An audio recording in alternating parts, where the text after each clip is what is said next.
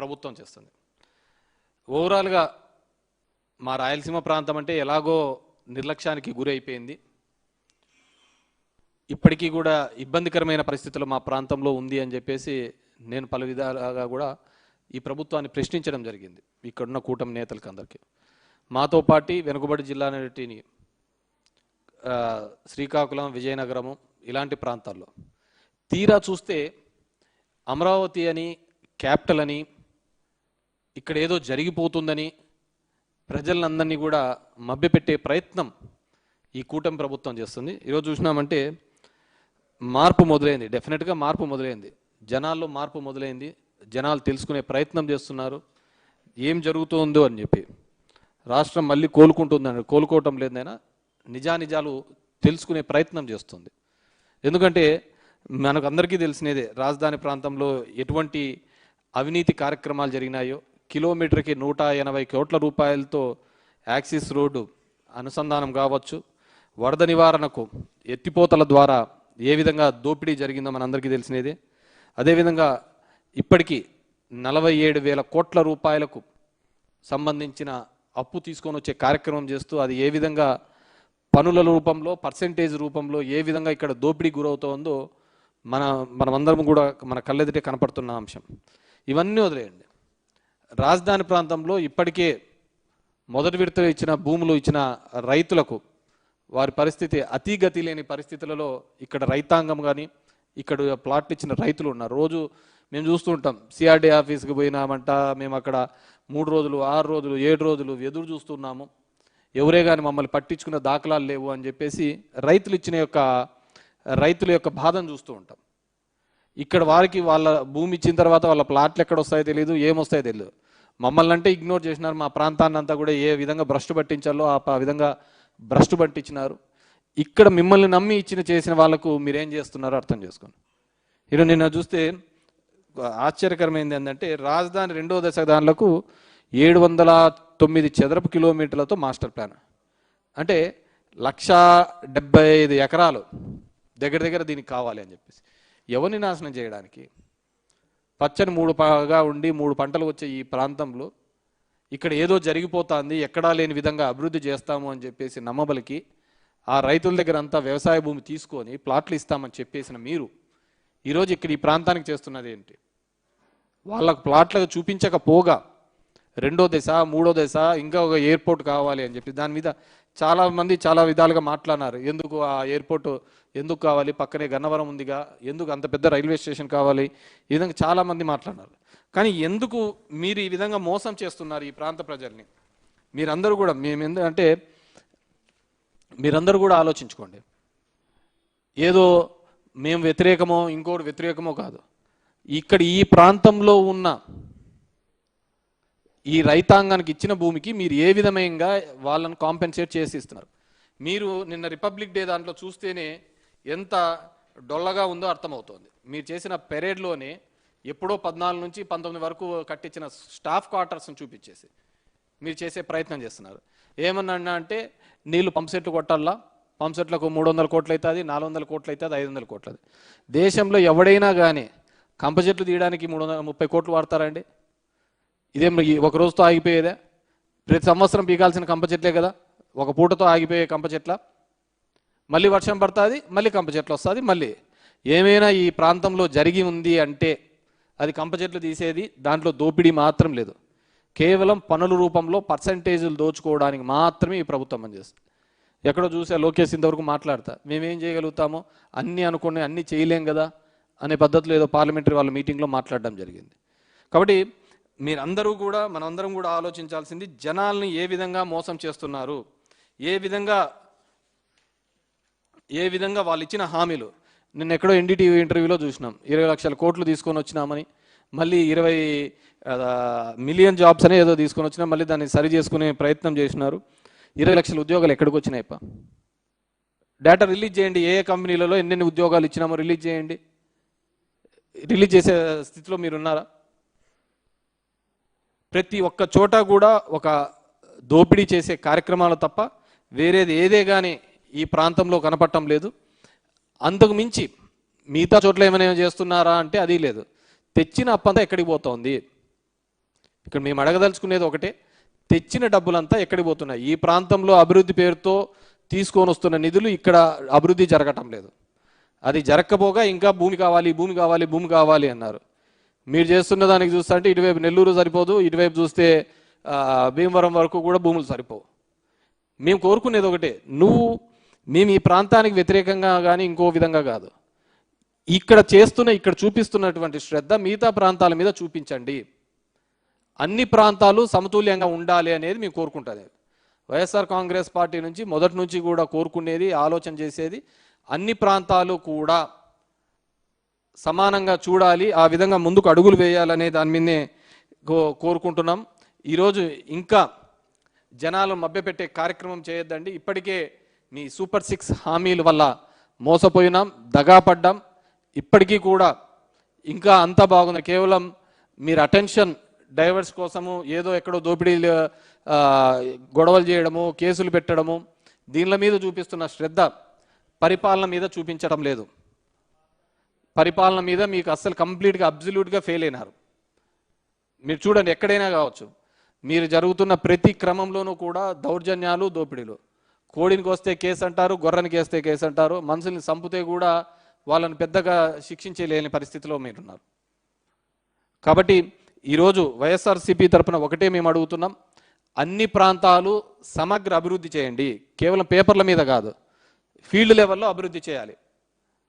ఈ republic day రోజు, 77th republic day రోజు ఇప్పటికైనా మీరందరూ కూడా, ఎందుకంటే ఎవరైనా ప్రెస్లో రాస్తా అంటే, ప్రెస్లో మాట్లాడుతూ ఉంటే వాళ్ళను జైళ్ళలో వేస్తున్నారు. ఎక్కడ ఏ దాని మీద ఉందో నాకు అర్థం కావటం లేదు. ఇంకా 77 సంవత్సరాల స్వతంత్ర భారతంలో ఇంకా ఈ అరాచక పాలన ఏంటో నాకు అర్థం కావటం లేదు. ఇంకా మభ్యపెట్టడం, మోసం చేయడం, ఒక నెరేటివ్ని బిల్డప్ చేసి దాని మీద ఎస్టాబ్లిష్ చేసుకుంటూ పోతుంది ఈ ప్రభుత్వం. డెఫినెట్గా ఇప్పటికైనా మానుకొని రాబో కాలంలో ఖచ్చితంగా ఈ రాష్ట్రం యొక్క సమాభివృద్ధికి తోడ్పడాలి. ఎందుకంటే మీరు ఎప్పుడు జగన్మోహన్ రెడ్డినితో కంపేర్ చేస్తూ అంటారు, అతనేంది నాకు ఇది ఇదని. మన లోకేష్ పోయినప్పుడు కూడా అంటాడు ఏడుపు కొట్టు బ్యాచ్లు. ఎవడు ఏడుపు కొట్టు బ్యాచ్లు? మీరు కాదా ఏడుపు కొట్టు బ్యాచ్లు? పొద్దున్న లేచిన నుంచి జగన్మోహన్ రెడ్డి మీద ఏడ్చేది మీరా మేమా? ఏడుపు కొట్టు బ్యాచ్లు మీరు. ఇప్పటికి 2 సంవత్సరాలు అయితే అంటుంది, ఏ రోజైనా జగన్మోహన్ రెడ్డి పేరు చెప్పకుండా మీరు మాట్లాడిన సందర్భం ఉందా? మీరు ఈ ప్రాంతంలో చేసిన అభివృద్ధి కానీ, ఈ ప్రాంతంలో చేసిన ఈ పనిని నేను చేశాను, ఈ అభివృద్ధి నేను చేశాను, ఈ కాలంలో సంక్షేమం ఇది చేశాను చెప్పుకునే కాలం ఉందా? లేదు కదా. ఇంకా అదే ఏడుపే. ఎవడో కట్టిన హైదరాబాద్ నేను కట్టించానంటారు, ఎవరో చేసిన దాంట్లోకి నేను చేశామని అంటున్నారు. నువ్వేం చేసావు? ఉమ్మడి ఆంధ్రప్రదేశ్లో 9 సంవత్సరాలుగా ముఖ్యమంత్రిగా ఉన్నావు. ఉమ్మడి ఆంధ్రప్రదేశ్ అంటే ఈ ప్రాంతం కూడా వస్తుంది కదా, కేవలం హైదరాబాదే కాదు కదా వచ్చేది, ఈ ప్రాంతం కూడా వస్తుంది. మరి ఈ ప్రాంతంలో ఉమ్మడి 9 సంవత్సరాలు నువ్వేం చేసావు? విజయవాడకి ఏం చేసావు? గుంటూరుకి ఏం చేసావు? అమరావతికి ఏం చేసావు? శ్రీకాకుళం చేసావు? గోదావరి జిల్లాలకు ఏం చేసావు? రాయలసీమకి ఏం చేసావు? మీరు ఏ పని చేయకుండా మా జగన్ మీద, మా నాయకత్వం మీద ఏడుపు కొట్టు మా ఎందుకు? పొద్దున్న లేచిన నుంచి ఇదే ఏడిపే కదా మీరు చేస్తాండేది. మేమెందుకు ఏడ్చినాం? మేము చేసిన పనిని కూడా మీరు తీసుకోబోతున్నారు క్రెడిట్, మీరు మీ దాంట్లో అకౌంట్లో వేసుకుంటున్నారు. మేము మొదలుపెట్టిన పనిని కూడా మీ క్రెడిట్లోకి వేసుకుంటున్నారు. ఏది ప్రతి ఒక్కటి కొత్తగా మీరు తీసుకొని వచ్చిన సంస్కరణలు అంటూ ఏమీ లేవు. మన గ్రీన్కో దగ్గర ఇండస్ట్రీస్ దానిలో మేము తిన్నారు, దావోస్కు పోయినాం, గ్రీన్కోతో అగ్రిమెంట్ అయినాం. ఏమి ఏడ్చిరు మీరు? గ్రీన్కోలో తెచ్చడానికి ఎంత దూరం పోయినారు ఆ దావోస్ కని. మరి మీరెందుకు పోయినారు? మీరేం తెచ్చారు? అది టూర్ విజిట్కి పోయినట్టు పోతున్నారా? కాదు కదా. కాబట్టి ఇప్పటికైనా కానీ పరిపాలన మీద శ్రద్ధ పెట్టండి, లా అండ్ ఆర్డర్ మీద శ్రద్ధ పెట్టండి. మీరు ఇదే విధంగా బలవంతంగా నోటికొచ్చినట్టు మాట్లాడుతూ ప్రజల్ని ఇబ్బంది పడిచేస్తూ కార్యకర్తలను కేసుల్లో పెట్టించి నోరు మూపించాలనే ప్రయత్నం చేస్తే అది ఖచ్చితంగా మీకే రివర్స్ అవుతుంది. పబ్లిక్ చాలా తెలివైన వాళ్ళు, ఏం జరుగుతుంది, ఎలా జరుగుతుంది అనే దాన్ని బాగా క్షుణ్ణంగా పరిశీలించే వాళ్ళు జనం. నువ్వు నేను అంతా బాగుంటుంది అనుకుంటుంటాం. ఈరోజు ప్రతి రంగంలోనూ కూడా, ఉద్యోగస్తుల్లో కావచ్చు, ప్రతి ఒక్కరిలోనూ కూడా ఒక నిస్సహాయత, ఏమీ చేయలేని పరిస్థితి. ఎవరైనా ఏమనంటే కేసులు పెడతారు, ఇంకోటి పెడతారు, ఒక భయం మధ్య బతుకుతున్నారు. మీరు జగన్మోహన్ రెడ్డి గారు బర్త్డే జరుపుకుంటా అంటేనే తట్టుకోలేకపోతున్నారే. ఈసారి అసలు ఎవరు ఏం లేదు, గ్రామాన్ని వాలంటీర్లుగా చేసుకున్నాను. అది మీకు రిఫ్లెక్ట్ కావటం లేదా? కాబట్టి దయచేసి ఈ ఏడుపు గొట్టలు మాటలు తగ్గించుకొని మా మీద ఏడ్చేది కాదు. మీకు అధికారం ఇచ్చినారు, ఎప్పుడూ లేనంత విధంగా మీకు ఈ రాష్ట్రంలో ఒక మ్యాండేట్ ఇచ్చినారు. ఆ మ్యాండేట్కి తగ్గట్టుగా రిజల్ట్ చూపించండి, ఆ మ్యాండేట్కి తగ్గట్టుగా పని చూపించండి. చాలా దానిలలో మేము చేసుకున్న పెద్ద అత్యంత తప్పు, మేము చేసిన పనిని మేము చెప్పుకోలేదు, మీలాగా అబద్ధం ఆడలేకపోయినాం. మా దరిద్రానికి ఏంటంటే అప్పుడు కోవిడ్ కూడా వచ్చింది, అక్కడ పోయి శంకుస్థాపన కూడా చేయలేని పరిస్థితులలో ఎందుకంటే జనాలందరినీ కలవలేక ఇక్కడ నుంచి మనం అన్నీ ఆపరేట్ చేసినాం. చాలామందికి తెలియదు. చాలామంది నా నియోజకవర్గంలో ఒక జిల్లేడు బండ అనే ఒక ప్రాజెక్టు 700 కోట్లతో అక్కడ పనులు జరుగుతాయని చాలామందికి తెలియదు. ఎందుకంటే అప్పుడు కోవిడ్ టైంలో జరిగిపోయినాయి. ఇరిగేషన్ ప్రాజెక్టుగా ఈరోజు రాయలసీమ లిఫ్ట్ అనే ప్రాజెక్టు ఎంతమందికి తెలుసండి? ఆ రోజు జగన్మోహన్ రెడ్డి గారు అంత పెద్ద ఎత్తున మొదలు పెట్టాడని చెప్పి మన రేవంత్ చెప్పేంత వరకు చాలామందికి రాయలసీమలో 70% మెంబర్కి తెలియదు. అవునా కదా? 17 మెడికల్ కాలేజీలు మేము అంతగా కట్టించాము, అంతగా చేశాము అని చెప్పేసి 60% జనాలకు తెలియదు. మేబీ ఆ నియోజకవర్గ ప్రజలకు తెలిసి ఉంటుందేమో. కానీ మొన్న మీరు పీపీపీ చేయడంతో మేము జనం దగ్గరికి వెళ్ళడము, జనం దగ్గర నుంచి వెళ్ళి ఆ హాస్పిటల్స్ చూపించే ప్రయత్నం చేయడంతోనే కదా ఈరోజు జనాలకు అందరికీ తెలిసినది. నిజంగా మేము మా తప్పది, మేము చేసింది చెప్పుకోలేకపోయినాం. మా జగన్మోహన్ రెడ్డికి ఎప్పుడే కానీ లేదు వేరే వాళ్ళ దాని మీద ఇతని పేరు రాసుకోవాలని చెప్పి. నిన్న జరిగిన భూ సర్వే వరకు ఇప్పటికైనా క్లియర్ చేసినారో చెప్పు. ఫ్రీ హోల్డ్లో వైఎస్ఆర్సీపీ వాళ్ళదే అని చెప్పి దీంట్లో మాఫియా చేసినారు. ఇన్నాళ్ళు 2 సంవత్సరాలు అవుతుంది. ఏం ఎంక్వైరీ తేల్చినారు? ఎంతమందికి ఫ్రీ హోల్డ్ నుంచి రిలీజ్ చేసినారు చెప్పండి? రోజు రెవెన్యూ క్లినిక్లు అన్నారు, అన్ని క్లినిక్లు అన్నారు. 2027 కల్లా అన్నీ అయిపోజేస్తామంటున్నారు. ఇప్పుడు ఐ ఛాలెంజ్ 2027 గన మీరు రెవెన్యూ సమస్యలన్నీ కానీ క్లియర్ చేస్తే గన, రెవెన్యూ సమస్యలు లేవని క్లియర్ చేస్తే నేను ఎలక్షన్లో కూడా పోటీ చేయనయ్యా. మీ నోటికి వస్తే అబద్ధాలు. ఇదే విధంగా మొన్న కూడా కల్తీ లిక్కర్ దొరికినప్పుడు బెల్ట్ షాప్లే లేకుండా చేస్తామని చెప్పినాడు. ఏం తగ్గినాయా? ఊరూరికి ఉన్నాయి. ఇదే జగన్మోహన్ రెడ్డి గారు రీసర్వే మొదలుపెట్టి చేసి 1924 తర్వాత మళ్ళీ 100 ఏళ్ళకు జగన్మోహన్ రెడ్డి గారు పెట్టి చేస్తే దాని మీద ఏమేమో అనరి. మీ భూమి లాక్కుంటాడు, ఇది ల్యాండ్ టైటిలింగ్ కాదు, ల్యాండ్ గ్రాబింగ్ యాక్ట్ అని చెప్పి మా దరిద్రం మేము చెప్పుకోలేకపోయినాం. అరే 100 ఏళ్ళ తర్వాత ఇది చేస్తున్నాం, దీనివల్ల మీకు ఇంత మేలు జరుగుతుందని చెప్పుకోలేనంత పరిస్థితుల్లో మేము తయారు చేసినారు. మా లీడర్ కూడా చెప్పుకోలేకపోయినాం. ఒక్కటి 20 సంవత్సరాలు మీరు సాగులో ఉంటే చాలు, దానిలకు సేలపు రైట్స్ ఇచ్చిన జగన్మోహన్ రెడ్డి కాదా?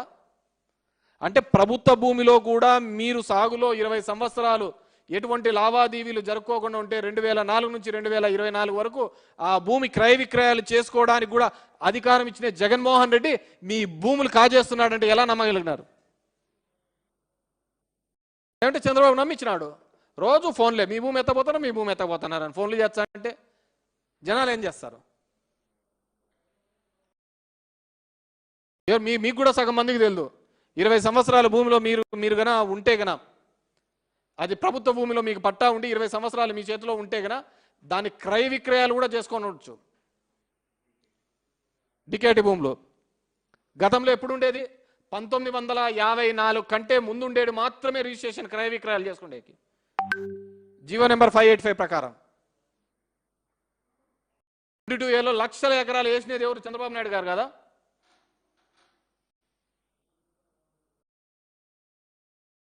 చంద్రబాబే కదా. దాన్ని 2016లో వేసినది చంద్రబాబు నాయుడే. 2018లో జీవో ఇచ్చినాడు చంద్రబాబు నాయుడు గారు. ఏమని? 1954 తర్వాత ఉండేటివన్నీ డిలీట్ చేయాలని. కానీ కాలేదే. కానీ జగన్మోహన్ రెడ్డి గారు ఒక 4 అడుగులు ముందు వేసి ఇచ్చినాడు. 20 అడుగులు సాగులు ఉంటే మేము ఇచ్చిన 31 లక్షల పట్టాలకయ్యా 10 సంవత్సరాల తర్వాత అమ్ముకోవచ్చని చెప్పించినారు. 31 లక్షల పట్టాలకు 10 సంవత్సరాల తర్వాత నువ్వు సేలబుల్ రైట్స్ ఇచ్చినారు.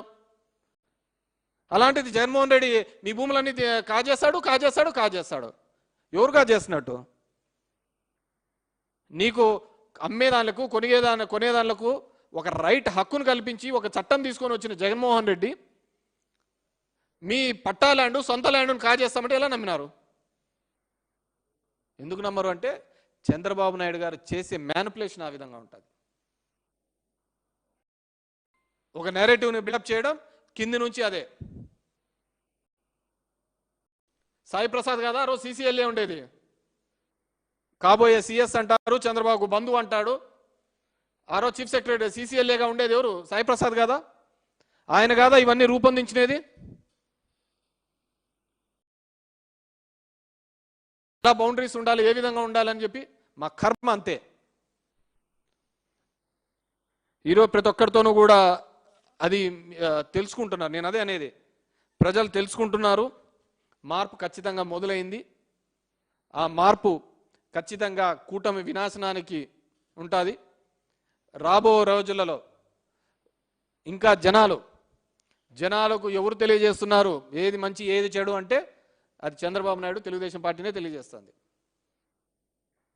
ఎందుకంటే మీరు కొత్తగా చేయటంలే, మాది మీరు కొట్టేలా క్రెడిట్ తీసుకోవాలనే ప్రయత్నం చేస్తున్నారు కాబట్టి జనాలకు తెలిసిపోతుంది. ఇంకా రేపమన్నాడు కొన్ని ఇవన్నీ వస్తాయి కదా, రిపోర్ట్స్ వచ్చిన తర్వాత తెలుస్తా అంట. దానిలో కూడా లడ్డు వ్యవహారంలో కూడా ఎవరికైనా కొద్దిగా కామన్ సెన్స్ ఉందా? దేవుడి గురించి ఈ హిందూ సమాజంలో అక్కడ ఏం జరిగిందో తెలియక, ఆ రిపోర్ట్ ఏ విధంగా ఉందో తెలియదు, అక్కడ ఏం జరిగిందో తెలియదు, ఆ లడ్డులో ఏం కలిపారో తెలియదు. దాని మీద ఇన్వెస్టిగేషన్ చేయకుండా ఎవరో వచ్చి డిప్యూటీ వచ్చి నీ చెవులో గొనుగుతే, వెంకయ్య చౌదరి వచ్చి నీ చెవులో చెప్తే, ఒక ముఖ్యమంత్రిగా పబ్లిక్ దీని మీద దాంట్లో పంది కొవ్వు ఉందంటావు, ఈ కొవ్వు ఉందని నువ్వు మాట్లాడతావా? నువ్వు అదే హిందువులు ఇచ్చే గౌరవం సనాతని, నువ్వు అదే చెప్పేది. అయోధ్యకు పంపించిన 1,00,000 లడ్లలో కొవ్వు ఉందని ఏ విధంగా చెప్తారు?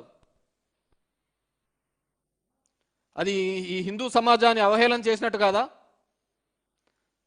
భక్తుల యొక్క మనోభావాలు దెబ్బతీసినట్టు. నీకు తెలియదు నిజంగా ఏముందో కూడా తెలియదు, ఊరికే గాలి మాటలే కదా. ఒక గాలి మాటలు అది ఏముందో నిజమేందో అబద్ధమేందో తెలియదు.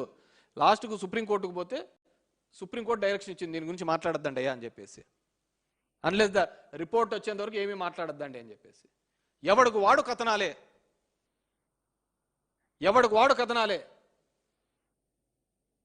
ట్రైన్లు వేసుకొని వచ్చినారు, యాడికి పోయినారు ఇప్పుడు అడ్రస్ లేదు వాళ్ళు. ఎందుకంటే ఇంకా నేను డీటెయిల్ పోలేదు, let the charge sheet come out అని. ఛార్జ్ షీట్లో మంచి ఏది ఉంది చెడు ఏముంది అనే తర్వాత విషయం. అసలు దాన్ని 1,00,000 మంది అక్కడికి అయోధ్య గుడికి ఓపెన్ చేసిన వాళ్ళు మీరంతా పందికొవ్వు తిన్నారని ఒక మాట ఎలా అంటావు? ఉందో లేదో తెలియదు. మామూలుగా ఒక మెస్సులోకి పోయి ఉంటాము, భోజనం చేస్తా అంటారు, వానికి తెలియదులే దాంట్లో బల్లి పడింది రాను అనుకో, సాంబార్లో బల్లి పడింది అనుకో, నువ్వు చూసిండో పెట్టిండవు, బల్లి ఉందో లేదో తెలియదు, ఇంకా అందరు బయట పోయి కక్కుంటా అంటారు. ఒక ముఖ్యమంత్రి డిప్యూటీ ముఖ్యమంత్రుల స్థాయిలో ఉండి మీరు చేసే పనులా ఇవా? ఏం చేయాలా ఈ రాష్ట్రాన్ని? పొద్దున్న లేచినా నుంచి జగన్మోహన్ రెడ్డి మీద బుడదేయడం ఎప్పుడంటే ఎవడు పాపాన వాడు పోతాడని చెప్పి వదిలేయడం. ఇది కదా జరిగినది. సో ఖచ్చితంగా అన్ని ప్రాంతాలు మీరు తీసుకుంటున్న ప్రతి రూపాయి కూడా ఈ ఆంధ్రప్రదేశ్ ప్రజలు కట్టిన పన్నుల రూపంలో వచ్చినదే. మళ్ళీ మీరు చేసిన అప్పు కూడా ఆంధ్రప్రదేశ్ జనాల మీదే పడుతుంది. కాబట్టి అకౌంటబిలిటీ ఉండాలి. ఈ విధంగా ప్రజల్ని మభ్యపెట్టించే ప్రకారం లేకుండా అన్ని ప్రాంతాల్లో కూడా సమతుల్యత మెయింటైన్ చేసే విధంగా ఉండాలని చెప్పేసి కోరుకుంటున్నాను.